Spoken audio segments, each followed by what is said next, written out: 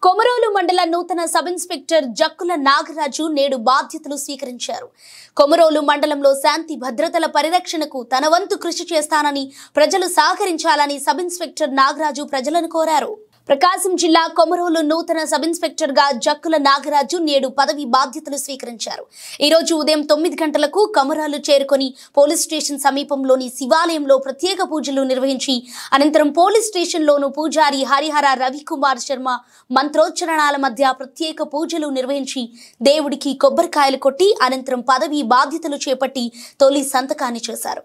మండలంలో గతంలో sub inspector గా పనిచేసిన వెంకటేశ్వర్ నాయక్ కొద్ది నెలలే ఉన్న పోలీస్ స్టేషన్ ను ఆధునీకరించి ప్రధాన రహదారులలో సీసీ కెమెరాలు ఏర్పాటు చేసి పోలీస్ స్టేషన్ కు వాహనాన్ని ఏర్పాటు చేసి సీసీ కెమెరాలు పర్యవేక్షణకు పోలీస్ స్టేషన్ నుండి వీక్షించే ఏర్పాటు చేసి స్టేషన్ అభివృద్ధికి దోహదపడి అనంతరం మెడికల్ లీవ్ పై వెళ్లిపోవటం జరిగింది.